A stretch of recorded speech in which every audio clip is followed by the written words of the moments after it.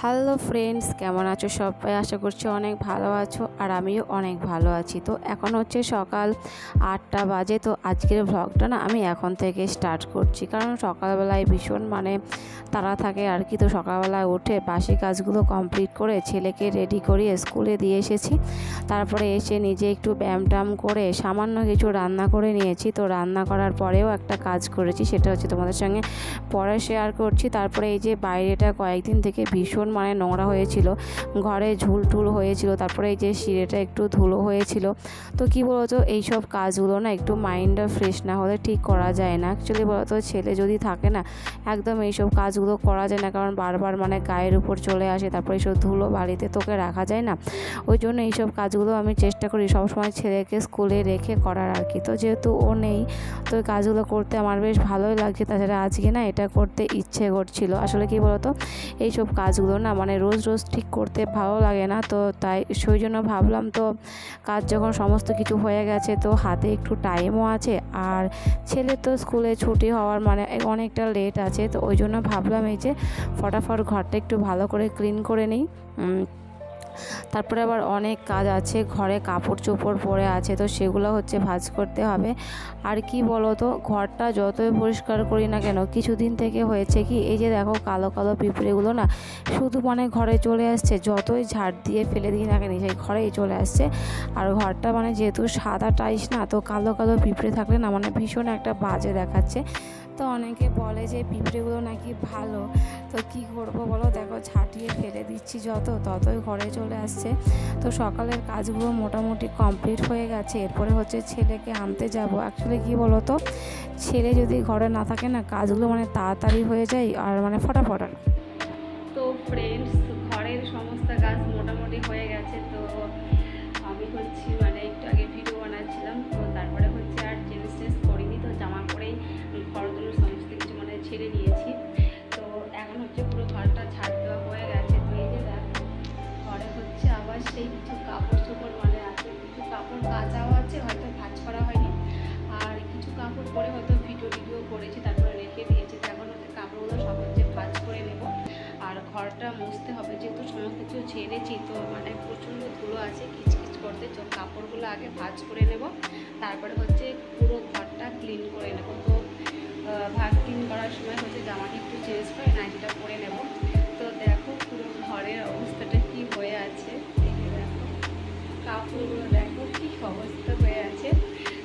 তো তোমরা please comment করো যে আমার মতো এরকম কার কার কাপড় এরভাবে থাকে। তো আমার তো এটা মাঝে মাঝে থাকে, তো দু একদিন হয়তো থেকে যায়। তারপরে হচ্ছে আমি একসঙ্গে ভালো করে ভাঁজ করে নিই। তো চলো এখন কাপড়গুলো চটপট ভাঁজ করে নেবো, তারপরে হচ্ছে দেখি আর কি করা যায়।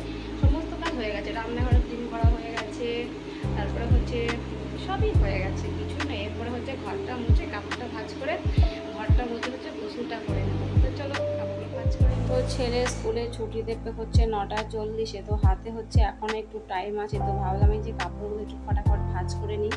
আর এই যে সেন্টার বলে না, যেখানে খিচুড়ি দেয় আর কি, তো ওখানে যদি বাচ্চাকে না নিয়ে যাওয়া হয় তাহলে হচ্ছে একটা সার্টিফিকেট দেয়, ওটা দেবে না। আর ওটা নইলে ধরো প্রাইমারি স্কুলে ভর্তি নেবে না। আমি যতই ছেলেকে প্রাইভেট স্কুলে পড়াই, প্রাইমারি স্কুলে ধরো ভর্তি করতে হবেই। তো ফ্রেন্ডস দেখো, ঘর তোর ভালো করে ঝাঁটিয়ে পুরো মুছে নিয়েছি। আর এই যে এখানে কাপড়গুলো ছিল, তো ওগুলো দেখো আমি ভাঁজ করে রেখে দিয়েছি। এখন আপাতত চেয়ারে রেখেছি, পরে হচ্ছে শোকেজে ঢুকিয়ে দেবো। আর এই যে দেখো, শোকেজে একটা কভার ছিল, তো কভারটাকে খুলে দিয়েছি। তো কভারটা হচ্ছে পরিষ্কার করতে হবে, তো ওই জন্য আর কি। তো আমার তো মনে হচ্ছে কভারটা না লাগালে ভালো লাগছে আর কি। তো দেখি, ভাবছি যেন কভারটা লাগাবো না, তো এভাবেই রাখবো কিছুদিন। তো এটাকে হচ্ছে মাঝে মাঝে ক্লিন করতে হবে, তাহলে হয়ে যাবে। তো এখন হচ্ছে গোসল করে নেব, সমস্ত কাজ কমপ্লিট, রান্না বান্না হয়ে গেছে।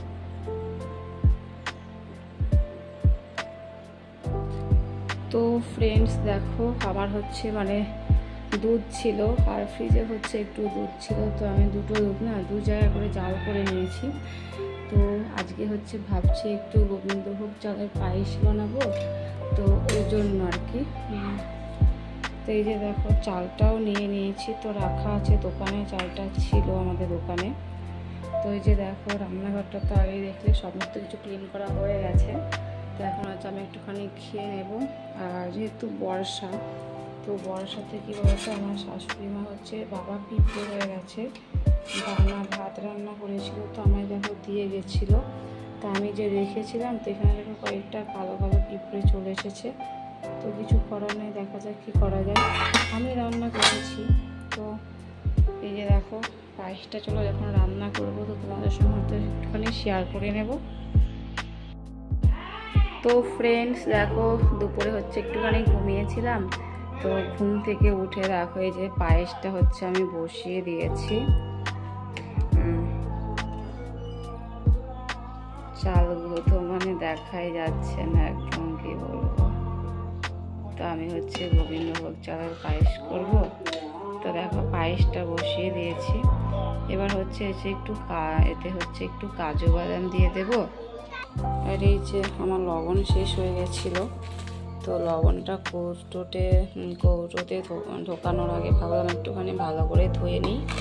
আর কি বলতো, বর্ষাকাল না, তো কৌটোগুলো না মানে আমার মনে হয় সপ্তাহে একদিন পরিষ্কার করাটাই ভালো, কারণ সব থেকে বেশি আমার মনে হয় মানে মশলার কৌটোতে নোংরাটা বেশি থাকে।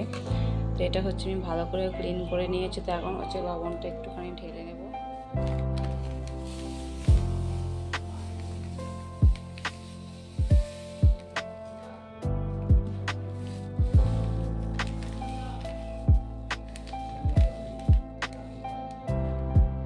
তো ফ্রেন্ডস দেখো পায়েসটা না হয়ে এসেছে। তো আমি না মানে দুধটা এইরকমই রেখে দেবো, কারণ না আমার একটু দুধটাই যে একটু বেশি বেশি থাকবে, এরকম পায়েসটা খেতে ভালো লাগে আর কি। তো হচ্ছে পায়েসটা এখন আমি ঠান্ডা করে ফ্রিজে রেখে দেব। তো ঠান্ডা ঠান্ডা পায়েসটা খেতে বেশ ভালোই লাগে, ছেলের আমার দুজনের ভালো লাগে। আর আজকে হচ্ছে ননদের জন্মদিন, তো চলো তোমাদের সঙ্গে শেয়ার করব।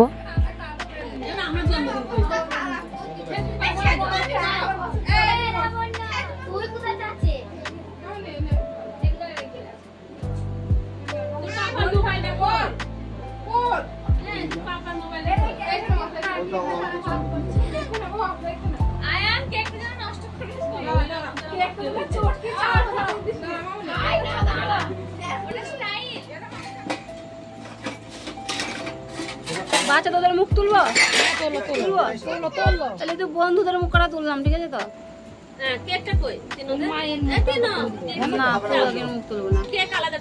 মুখ আগে মুখ উঠাবো,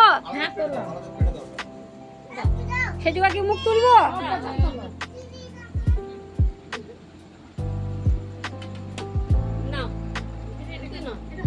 ফুল লাগা তুলবো, তোমাকে তুলবো। আয়ান একটু টেস্টটা দেখা তো বাপ।